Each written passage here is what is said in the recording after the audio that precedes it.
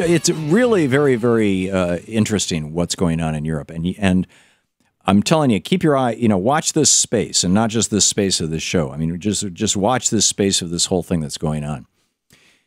George W. Bush and Dick Cheney and the other liars and war criminals who were part of his administration. Yeah, I was astonished last week when Lawrence Wilkerson on my television program said Dick Cheney should be in prison as a war criminal. I don't want to hear from him unless it's through bars. This was Colin Powell's chief of staff.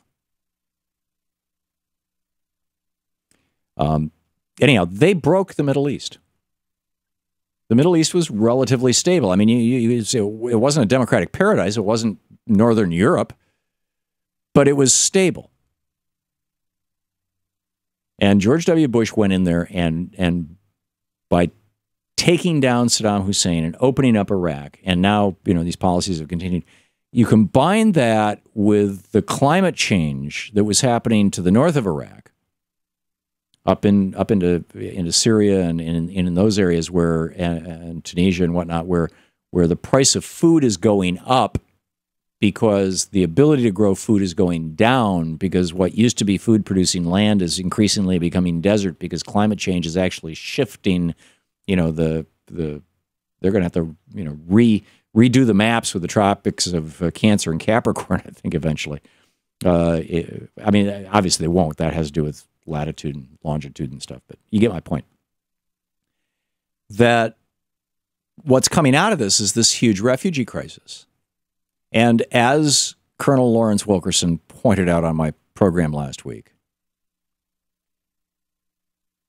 it was George W. Bush breaking the Middle East. You can draw a direct line from George W. Bush breaking the Middle East to today's refugee crisis. Now, when a European country joined the European Union, and this is one of the reasons why I've always been so skeptical about the long-term viability of the European Union, they have to adhere to what are called, this collective set of values of the European Union. And one of them is, taking in people who are in desperate straits, taking in refugees. And Poland now is saying, which is 96% Catholic, I think, and 98% white.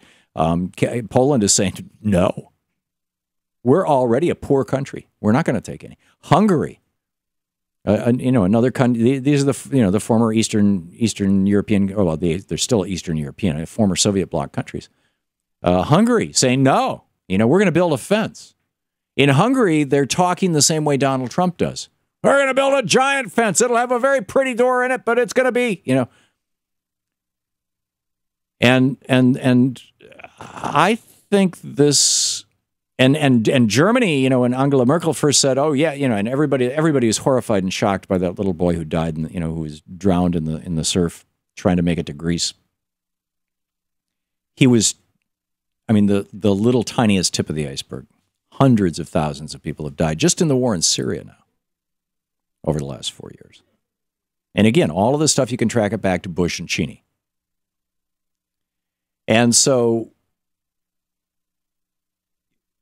my prediction is that this is going to lead, and again, it all started with Bush and Cheney. This is going to lead to the eventual dissolution of the European Union. And it could lead to war in Europe. Now, I realize that's really strong stuff to say. And I'm not talking about next week. I'm talking about over the next 5 years or 10 years.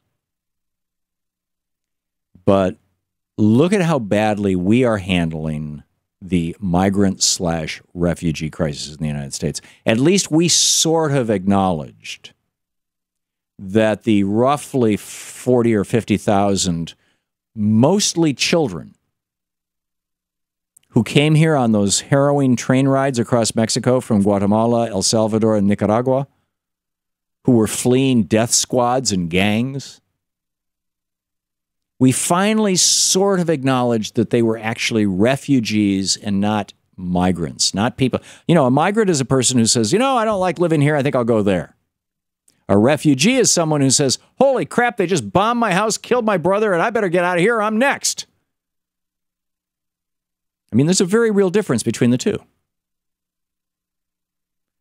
And Germany in particular is very sensitive to this because during, leading up to World War II, from the mid-1930s, when Hitler really started locking down much of Europe, until 1941, when the final solution began, there were a lot of Jews who were trying, and others as well, communists, labor unions, gay people, whatever, but in particular the Jews, who were trying to get the hell out of Germany.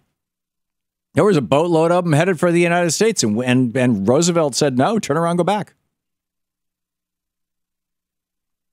And so Germany is, realizing that they have been complicit in the past in ethnic cleansing and massive death with refugees. They don't want to do it again.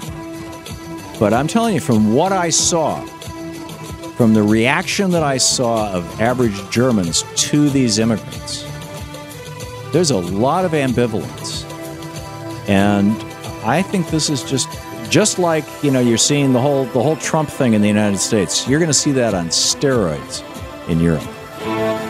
You're listening to the Thom Hartmann Program. Call 202-536-2370. By quote, in the Trump thing, what I'm talking about is demagoguery based on, those people, they're different from us. What are they doing in our country?